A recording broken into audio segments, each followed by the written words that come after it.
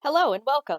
My name is Julie Nelson, and I'm one of the regional recruitment directors at Xavier, and I'm pleased you've joined us to learn a little bit more about Xavier University. Xavier University is one of the 27 Jesuit Catholic institutions of higher learning in the United States. What does that mean? The Jesuits are an order of Catholic priests who founded these schools based on some very similar tenets. One is inside the classroom.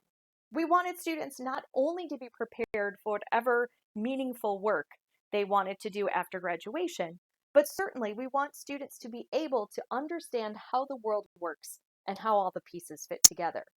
To that end, along with their major, students at Xavier will study a core curriculum of about 48 hours or about 16 courses across their 4 years. These classes come from all over the educational spectrum, from math and science to English and literature to theology and philosophy to social sciences, so that students can see how the parts of the whole fit together. In the Jesuit way of thinking, it's not enough just to get the right answer. It's more important to ask the right question. And by giving our students this varied background of coursework, we are allowing them to see how to ask the right question, how to integrate what they're learning in their own subjects with classes that may be very different than their major, and certainly how to see the world through very different lenses, whether that's social or economic or spiritual. On the other side of the coin, the Jesuit philosophy is very much built around the phrase people for and with others. What does that mean? God has given us all gifts and talents that are unique to ourselves. In order to make this world a better place, St. Ignatius would tell his followers, go out and set the world on fire. And so by simply being us, by taking the gifts and talents we've been given, we're able to make a difference, a change, a positive change in the lives of others, and particularly those who may be living on the margins. So who are these students at Xavier? Well, our students, all 4,900 undergrads, come from lots of different places. In fact, we are more out-of-state students than we are in-state students. And I think that's very important to the Xavier experience. No matter where you're going to school, you want to find your fit. You want to know that you're going to belong. And with students from so many backgrounds, whether it's public high school or Catholic high school or private high school, whether they've come from a big city or a small town, they find their place at Xavier. And so a lot of times you'll hear us talk about the Xavier community. And that's just not a tagline. That is something we truly believe. That once you get on campus, you and the things that you bring yourself are valued and respected and make us who we are. In fact, I would say make us better, because you are going to look at the Xavier experience with different eyes. The other thing that makes Xavier a little bit unique is that we do require freshmen and sophomores to live on campus. So about 90% of our students will either live on campus or near campus all 4 years of their Xavier experience. It is truly a living, learning community. In the classroom, Xavier students can choose from more than 90 undergraduate programs, including our exploratory program. Some of you may be sitting there thinking, I'm not really sure what I want to major in. And that might be a source of great angst, great consternation. But certainly, we recognize that not everybody knows what they want to do with the rest of their life. So whether you think you have a major in mind or you absolutely don't, we're here to support that. Part of that comes from the fact that our classes, on average, are only about 21 students. So you'll get to know your professors in a way that is more than just the person that feeds you this new knowledge. Those professors are there to guide and to mentor. Certainly, too, we want you to experience all that Cincinnati has to offer, whether that's through internships or clinicals or student teaching. We want you to get a sense of, where do I belong, not only as a student, but as an emerging professional. Families ask all the time, what are your top majors? I think all of our majors are great.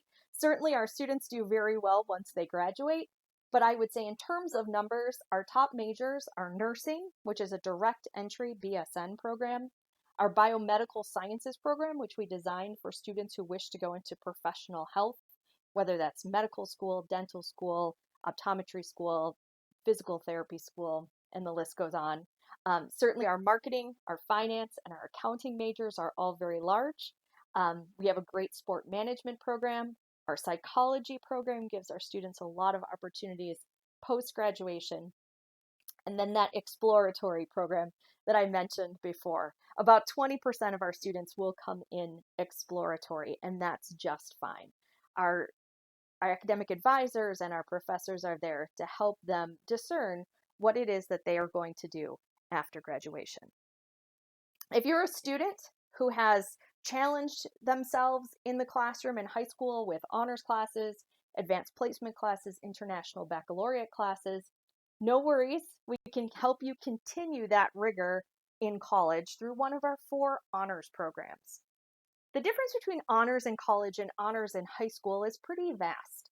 In high school, which you're more than familiar with, those honors classes are stacked one on top of the other and really give you not only rigor, but maybe some headaches in the terms of how much homework you might have in a night. Honors in college is a little bit different. We recognize that you are a student who is looking for an additional challenge, but we also recognize that college is much more rigorous than high school. So our University Scholars Program allows you to take one of those core curriculum classes at the honors level. That class is usually capped at about 18 students.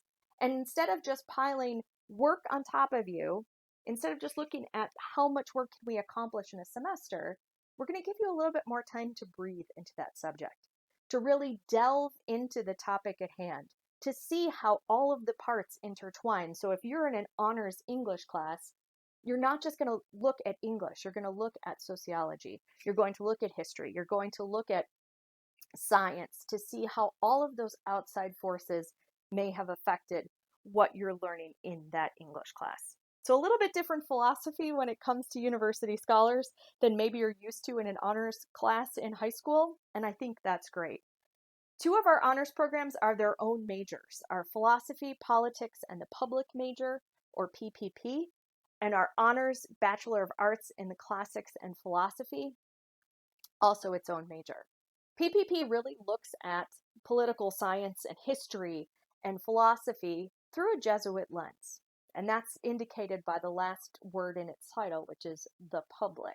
Students in the PPP program spend their freshman year really looking at the philosophy of democracy, how democracies are born, how they change over time. Spend their sophomore year looking at political science. They intern on political campaigns. They lobby on the Hill in Washington, D.C. Junior year, students are able to study abroad and really look at the European Union model of democracy. And then finally, as seniors, they take everything that they've learned, reflect back on how do those decisions made at the national or regional or state level really affect the people that those laws are meant to serve. It's a very cool program for students who are interested in political science or philosophy or sociology. The other program, our Honors Bachelor of Arts in Classics and Philosophy, really looks at that true Jesuit liberal arts model, in that our students study Latin and Greek and philosophy, and usually will have a second major. So they do double major. This is a great program for students who want to go on to graduate school, to medical school, to law school. This is a program that really looks at the roots of learning and how they can apply those today. And then finally, our 4th program is our Smith Scholars Program. This program is open to students in our business, in our Williams College of Business, so that they can really look at how the decisions we make day to day in the business world affect people. All of these programs will need students or require students to apply separately, and that needs to be done by December 1st of senior year. We know that being a successful college student doesn't mean just having a great report card. We know that there are a lot of other factors that college students face beyond what they're doing in the classroom. With that in mind, Xavier has created for all of our students a student success team. I like to think of it as your squad. You've got folks who are there ready and willing to help you no matter what your question might be. As a freshman, there's going to be 3 people that are integral on that team. The first person is your academic advisor. This is somebody, obviously, that's going to help make sure that your schedule is set, that you're on target to graduate in 4 years. This is a full-time faculty member or a full-time advisor who is dedicated to your academic success. You'll also have a financial aid counselor. We know that part of finding that right fit of a college involves finding the right financial fit. And so your financial aid counselor is there to answer any questions you have about paying your bill, about additional scholarships, just about the money piece. So you've got a little peace of mind when it comes to paying for college. And then finally, as a freshman, the last person, and I might say the most important person in this process, is your success coach. Think of your success coach as your school counselor or your mentor or your life coach. This is somebody that can help you day to day negotiate freshman year. I often laugh and say that I think the success coach job description basically says, make sure they become sophomores, because that's really what they do. Whether it's learning how to study all over again. Some of you may come out of high school and say, oh, I got this, and then take that first test and think, whew, no, I don't got this. We want to make sure that you refine those study skills. Maybe you're feeling a little homesick, and that's really normal. The success coach can help you with some tactics and strategies. Maybe you and your roommate aren't getting along as well as you thought you should be. The success coach is there for that too. What I love about our success coaches is the fact that they're not there to fix your problems for you. They are there to give you the tools and resources you need to find a solution to that problem so that when it arises in the future, you're able to move on and solve it yourself. The fourth person we'll add to that squad comes in your sophomore year, and that person is your career coach. Again, this is not something you've probably had to do before. Decide where you're going to find that internship or how you're going to find that first job. Your career coach really guides you through all of the steps you need to take to find that internship, to find that job, to learn how to network, to be able to say, here's what I can do. Please hire me. So your career coach guides you through that part of the work. So that's the official squad, but there's 2 other groups of people that are there to help you out. One is your peer mentor. I'm going to talk about orientation a little bit later in the presentation, but certainly we want you to know that those students who have come before you, those upperclassmen, those sophomores, juniors, and seniors, are ready to help you by teaching you what they did to be successful. So this may be someone that you meet with on a regular basis, grab a cup of coffee with, just snap, whatever it might be, so that you can find those answers out student to student. And then finally, as a sophomore, you're able to get a professional mentor. This is someone who does a job you want to do, is in an industry you want to be in, or simply has contacts within that industry. So that we'll partner you up one-on-one with that professional, somebody who's been out of college for at least 5 years, so that you have an in that industry. You've got somebody that's ready to guide you, to help you, to answer questions, to introduce you to people who may play a vital role in what happens to you once you graduate from Xavier. So that's kind of the academic side of finding your fit at Xavier. Let's talk a little bit about the social side of finding your fit. Particularly at this time of year, families and students all want to know where they're going to live. At Xavier, we have 4 residence halls available to freshmen. These all have different styles of living, so it's really up to you where you want to live. Brockman Hall is all freshmen. Brockman Hall is our most traditional residence hall, so it's more of a community style residence hall where you've got your room and then your bathroom is down the hall. Hussman is also all freshmen, but Hussman, as well as Kuhlman, are 2 of our residence halls that are more suite style. So every 2 rooms in Hussman or Kuhlman share a bathroom. Some people call that Jack and Jill style, so that you really have that opportunity to build kind of a group of 4 to 6 students who are more of a unit. And then finally, we have Banger Hall. Banger Hall is open to freshmen as well as sophomores. Banger Hall is more apartment style. So every suite either has 2 or 3 bedrooms, a bath and a half, and a common living area. All of our residence halls are air conditioned. All of our residence halls are in the same place on campus. So you're just steps away from anywhere you need to be on campus, whether that's the Student Center or the cafeteria or Bellarmine Chapel or the Cintas Center to go see a basketball game. You're right in the heart of campus, no matter where you live on campus. Once you know where you're going to live, of course, the next question is, what am I going to eat? Our cafeteria is right in the center of campus. It's called the Hoff Dining Center. What I love about our cafeteria is the fact that we just have the one cafeteria. Lots of schools separate cafeterias by residence halls, but at Xavier, we think it's really important to build community. And so a great outward show of that is the fact that our cafeteria is right at the middle of campus and everybody goes. Through your meal plans on campus, you do have unlimited access to the cafeteria. So it's not limited to how many meals do I want to eat in a day. You can swipe in as the spirit moves you, maybe just for a cup of coffee, for a whole meal, or just to sit, get a snack, and study with your friends. It's a great place to gather, to congregate, and certainly to eat. If you don't want to eat in the cafeteria, we have plenty of places on campus for you to grab a meal or a snack. Whether it's you want a scoop of ice cream at Grader's or a Frappuccino at Starbucks, maybe you want some chicken strips at the Blue Blob Diner, or you want a burrito at Corrito Burrito, all of those options are open to you. And don't forget, of course, we were home to North America's first pizza ATM, which is a 24/7 vending machine for hot pizza. It's easy to find people with common interests at Xavier.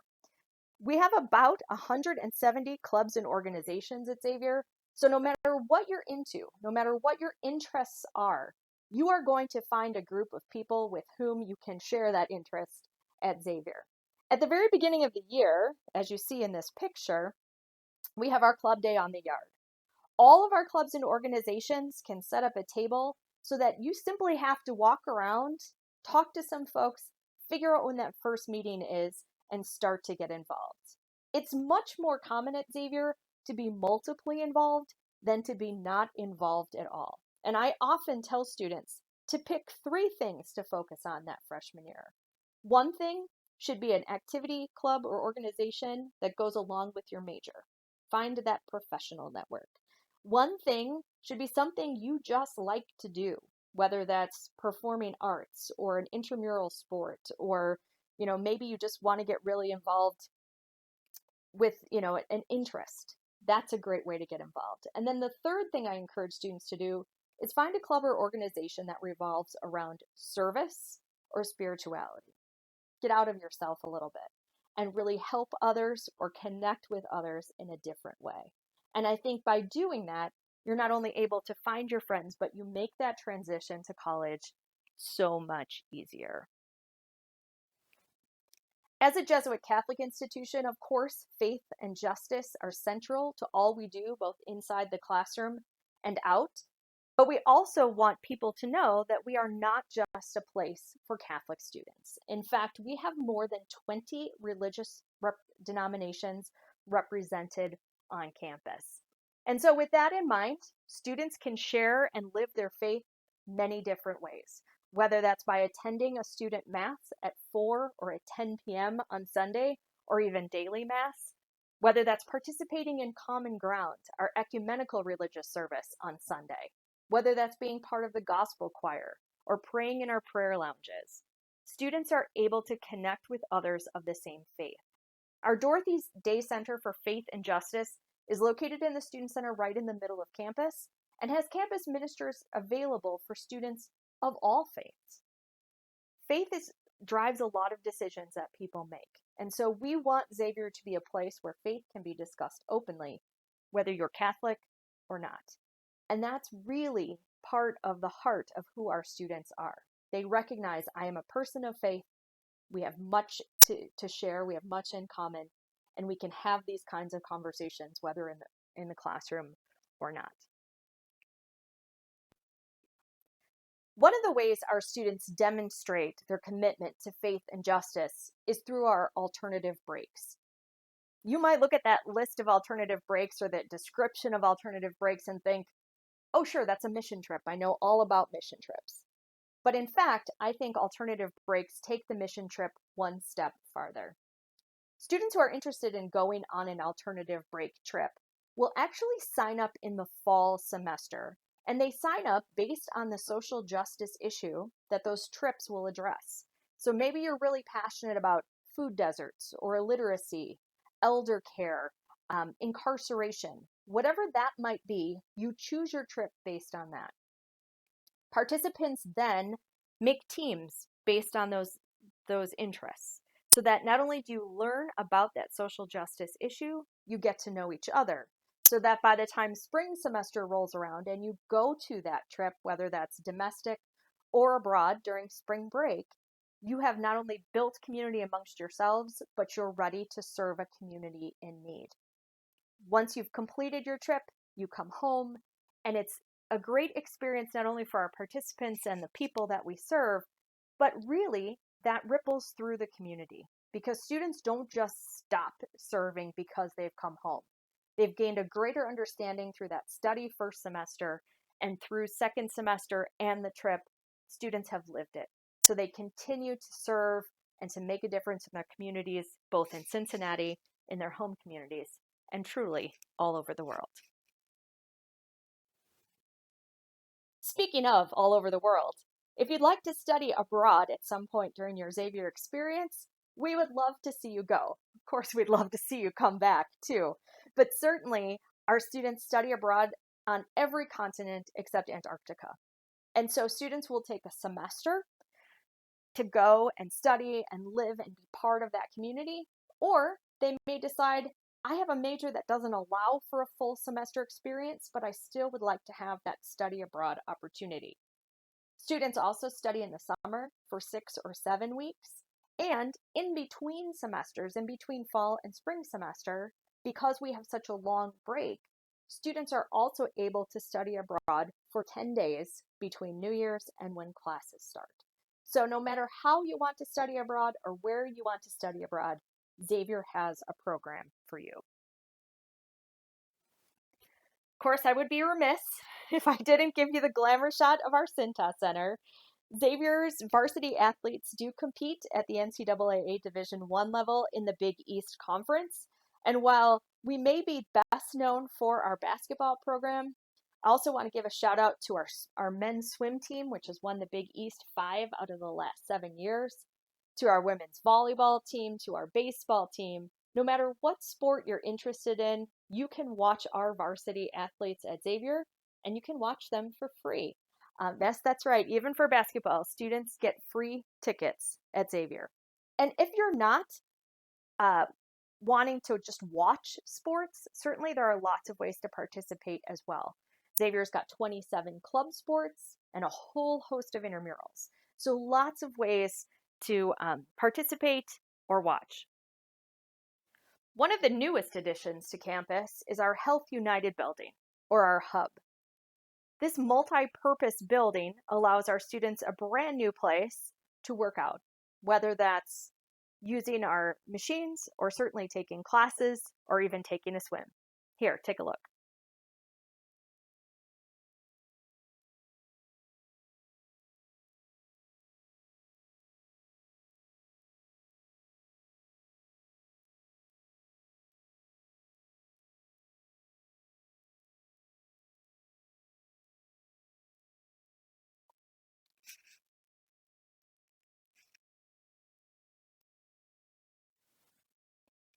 And when it's time to get off campus to see what else there is to do, you can't go to college in a much better place than Cincinnati, Ohio.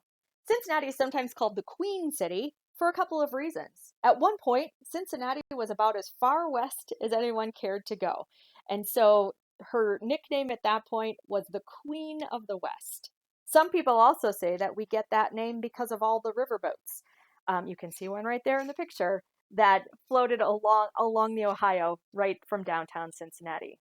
Our campus is located just about 10 minutes from downtown. So it's a quick Uber or Lyft ride from campus to go see some professional sports like the Reds or the Bengals or FC Cincinnati, or to go see some live theater or music or art, or just to eat something really delicious.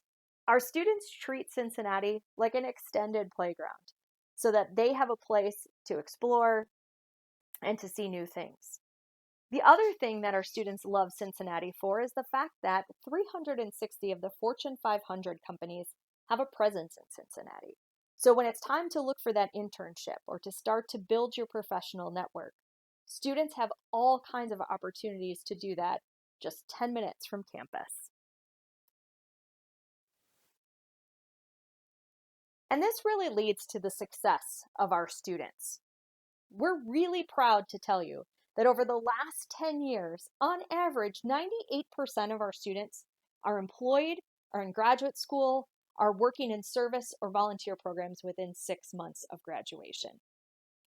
I get asked about that a lot. How do we do that? I think it's a combination of two things. Certainly, it's the support we give our students, but it's our students themselves. They are driven to succeed. They are looking to see where they can make a difference in the lives of others. And so it's not enough for them just to say, I got my degree. They want to go out and set that world on fire. What I think is even more impressive is that we have almost a 90% knowledge rate when it comes to that statistic. What does that mean? Well, it's not just 4 or 5 students that we heard back from. It's almost 90% of that graduating class that reach back to us to say, yep, I want to let you know what I'm doing. I'm proud of my Xavier experience, and I want to help that next class know there is a job waiting for them once they graduate. Another great statistic to share for our students who are interested in medical school, 92% of our students in this last class who applied to medical school were admitted to medical school. The national average is about 40%. So we are incredibly proud of the things that our students are doing to make the world a better place. So now that you've seen a little bit about the academic fit and the social fit at Xavier and what you can do with a Xavier degree, I think it's also really important to talk about financial fit, because that's kind of the third leg of the stool to make sure that you're making that right college choice for you. So at Xavier, our total cost this year is about $54,000. That's tuition, room, board, and fees. It's a big number, but I think we're worth it. And certainly there are ways to bring that cost down. The first way is scholarships. We are going to, when we read your application for admission, also make some scholarship determinations. Our academic scholarships range anywhere from $16,000 to about $24,000 per year, and those do not require any additional documentation or application.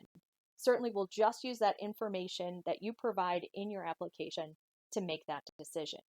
In addition, there are some other scholarships for which students can apply. Our St. Francis Xavier Scholarship is a full tuition scholarship.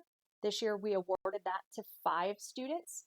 Generally, students who qualify to compete for that scholarship will have about a 31 on the ACT or a 1380 on the SAT and be in the top 5% of their class with about a 3.85 GPA or better. We also have our Community Engaged Scholarship. This scholarship is awarded to students for whom service is part of their DNA. It's certainly not just who has the most service hours, but who has that compelling story about the service they have done and the service that they hope to do. We award 8 of these scholarships a year, and that scholarship is worth $30,000. And then finally, there are a number of other scholarships that students can apply for, whether that's diversity, whether that's our Williams College of Business Scholarship, or some of our alumni scholarships. All of these scholarships can be found on the scholarships page of the Xavier website. In addition to scholarships, certainly there are student loans. Families may be offered a student loan as part of their financial aid package. We may also offer some grants. Grants are free money that does not need to be repaid. So as you're looking at a financial aid award, if it says grant, think of that as a discount. We've looked at your student, we've looked at you as a student and said, here's someone that we really want to see on campus, and here's how we can continue to help. And then finally, some students may have work opportunities. For some students, that will show up as federal work study eligibility on their financial aid package. Other students may not have that work study, but are certainly able to get a job on campus.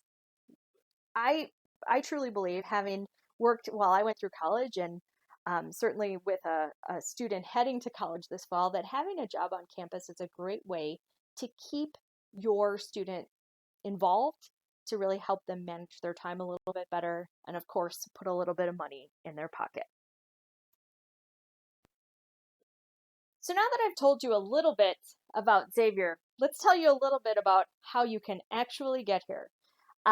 First, we would love to have you visit campus. Of course, in these uncertain times, we're not sure when that might be, but certainly as soon as the all clear is sounded, we can't wait to have you come to campus and see all that Xavier has to offer. We will start reviewing applications later this fall, but the Common Application generally opens August 1st, with the Xavier application opening not too long after that.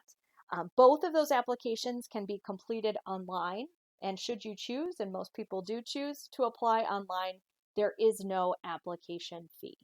In addition to your application, we will need an official transcript from your high school.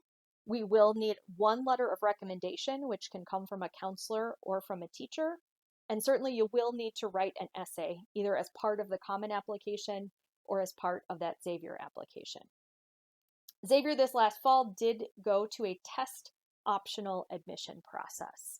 So for students, what this means is if you feel that your test score supports your application, certainly you can send it. You don't have to. For other students, some may feel that their grades really tell the whole story, and the test score is not part of that story. Those students do not need to send a test score. We will evaluate your application based on how you choose that you want us to evaluate it. There are no differentials in admission rates or scholarships awarded, whether you apply test optional or not. There are a few exceptions to this rule. Certainly, if you are applying to our nursing program, we still need a test. If you are homeschooled, we will need a test. And if you are a student athlete, we will need a test. Once you've applied, you don't have to wait for that admission decision to start applying for some of our other programs. I talked about the competitive scholarships, and I talked about our honors program. Our nursing application, there is not a separate application for nursing. So if you're interested in our nursing program, just select nursing as your major on the application, but your application must be complete, not just filed, but complete by December 1st of your senior year. We will admit students on a rolling basis, generally starting the middle of October. So even if you apply in that first part of August, you won't hear back from us till about the middle of October.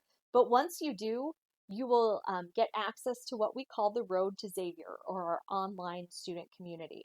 This allows you to connect with other students who are interested in Xavier, and certainly serves as a great hub for you to make sure you're doing all the things you need to do in order to matriculate at Xavier.